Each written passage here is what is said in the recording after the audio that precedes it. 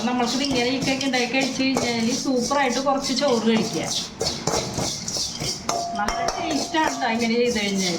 ഉണക്കച്ചെമ്മീൻ്റെ fry ഉണ്ടാക്കാൻ പോവേണ്ട. ഉണക്കച്ചെമ്മീൻ വെച്ചുള്ളൊരു fry അതിന് ഞാനിവിടെ ഒരു വാളൻ ഉള്ളി എടുത്തിട്ട് നന്നാക്കിയിട്ട് ഞാൻ കട്ട് ചെയ്തിട്ട് ചട്ടിയിലേക്ക് ഇട്ടേക്കണേന്ന്. ഞാൻ അതിലേക്ക് വെളിച്ചെണ്ണ ഒരു 3 ടേബിൾ സ്പൂൺ വെളിച്ചെണ്ണ ഒഴിച്ചു കൊടുക്കണേ. ഈ ഉള്ളി നന്നായിട്ട് ഒരു ബ്രൗൺ കളറാവണ വരെ നമ്മൾ നന്നായിട്ട് വഴറ്റിയെടുക്കണം. ലോ ഫ്ലെയിമിൽ ഇടാനേ പാടുള്ള കേട്ടോ, അല്ലാണ്ട് തീരിട്ട് കഴിഞ്ഞാൽ ഉള്ളി കരിഞ്ഞു പോകും. ആഡ് ചെയ്യണേ കേട്ടോ.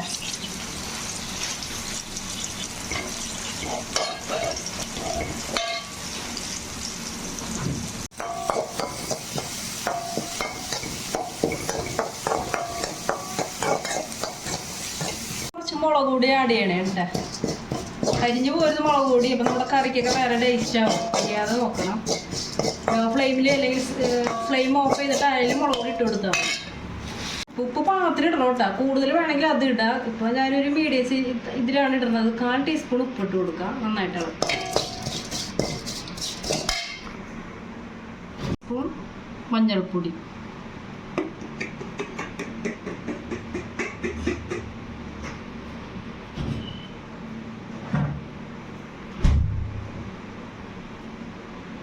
ഇനി വറുത്ത് വെച്ചിരിക്കുന്ന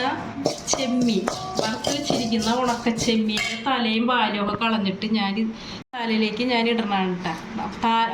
തലയും പാലും കളഞ്ഞത് നന്നായിലേക്ക് ഇടണേന്ന്. നന്നായിട്ടൊന്ന് കളി.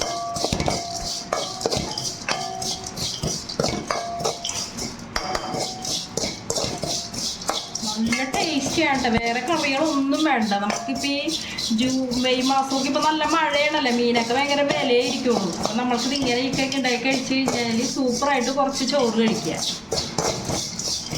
നല്ല ടേസ്റ്റാണ് കേട്ടോ ഇങ്ങനെ ചെയ്ത് കഴിഞ്ഞാൽ. ചെമ്മീൻ ഫ്രൈ ഞാനൊരു പാത്രത്തിലേക്ക് സെർവ് ചെയ്യണതാണ് കേട്ടോ. നല്ല ടേസ്റ്റിയാണ്.